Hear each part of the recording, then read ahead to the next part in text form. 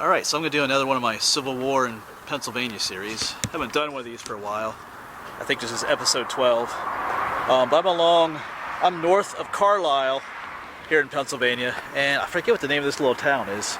I'm on my way home from out hiking at some other places today. But this is St. Matthias Lutheran Church right here. So there's the name of on the sign. There's St. Matthias Lutheran Church. I'll try to look up what town this is when I get home, maybe post it below somewhere. But this is a video about Sterretts Gap. I'm going to walk over to the road here and show you the gap up here. It's kind of a busy road. This is Route 34, just north of Carlisle.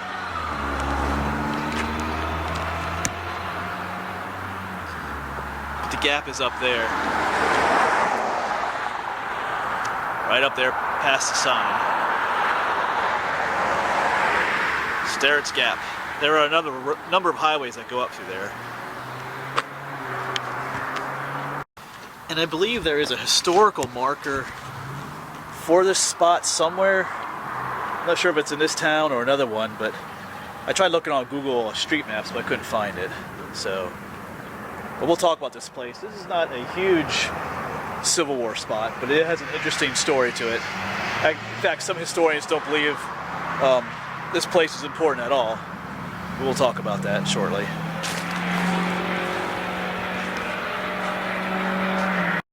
So I don't want to go over the whole story or the whole history of what happened during the Gettysburg campaign all over again, but I've talked about that in other videos. But you know, the Confederate Army came up through Virginia into Pennsylvania in mid-June 1863. One division went south towards York under General Early, and they captured York and then went on towards the town of Wrightsville. And the two other divisions came up this way towards Carlisle, and some units even made their way over to Mechanicsburg, just a couple miles from Harrisburg. So Carlisle was kind of their center of operations up here. I think we'll get a review of the gap up here by the cemetery. But yeah, so Carlisle was kind of their center of operations, and you know, there were all kinds of Confederate troops roaming around the countryside looking for horses and food to take or conscript. I think they would give the people Confederate money, which is worthless up here in Pennsylvania. It was worthless in the South too, I think, pretty much, but it was even more worthless up here. But they would at least try to pay them for that, for taking their horses and food.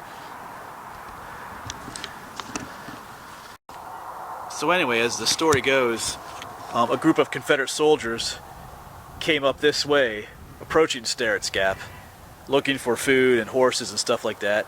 And they met a young farm boy, maybe in his early teens, because he wasn't off to war.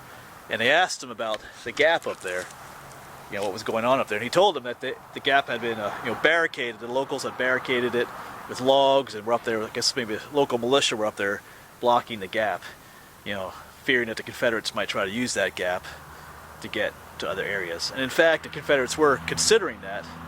A lot could have changed. You know, if the Battle of Gettysburg hadn't happened when it did, and the Confederates had more time in this area, you know, they would have done a lot more damage. Like I said in other videos, Harrisburg was their goal.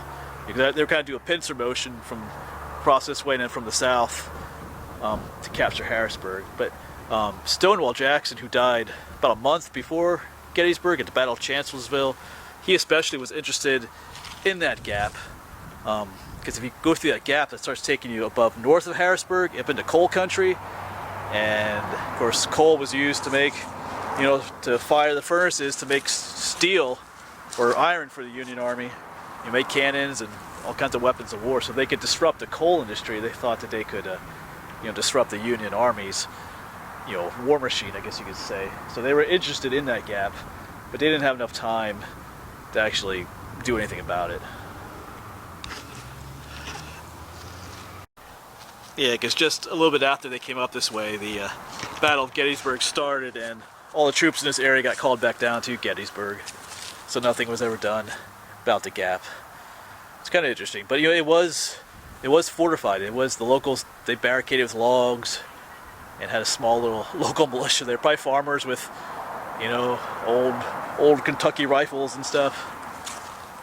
They wouldn't be able to face a full a full Confederate assault, you know, with cannons and stuff. The Confederate cannons would just blasted the barricade out, but they never had to worry about that. It's kind of interesting to think, you know, like I said, what could have been if history had been slightly different. You know, if the Battle of Gettysburg hadn't started when it did, would they have tried to go through that gap or not? We'll never know. But if you're local to the area, I mean, this is, like I said, this is not a pivotal piece of history during the Gettysburg campaign, but it is a little bit of local interest, especially if you live in the area. Like I said, I'll try to look up what town this is, because that gap is important. There's a whole bunch of roads that go through that gap, kind of meet up at it. It's kind of a busy spot. So that is Sterretts Gap.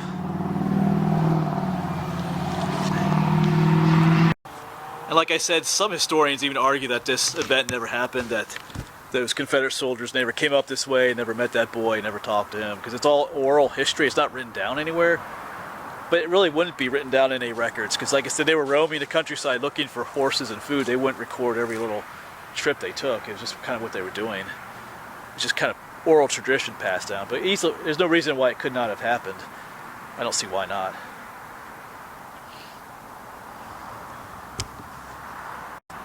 And like I said, tradition says that this was the northernmost advance of any group of Confederate soldiers during the Gettysburg campaign. In other words, this is the farthest north they came during that campaign, somewhere around in this area.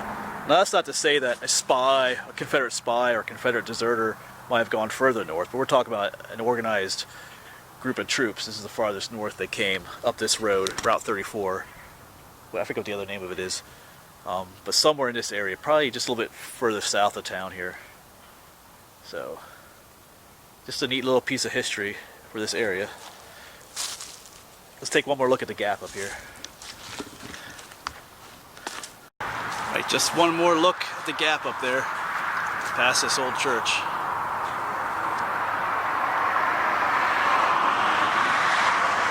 Could have been a lot more history there if things had been different. Could have been a battle up there at one point if things had changed. But they didn't. Yeah, if the Confederates had tried to take that gap, if they had more time in the area and they tried to take that gap, you would have had a battle up there called the Battle of Sterretts Gap. But of course that never happened. But anyway, thanks for coming along. It's been a long day. I've been to a few places. Kind of tired, hungry, and I'm running out of gas. Literally. Gotta find a gas station on the way home. Anyway, thanks for coming along with me on these adventures. I'll see you around.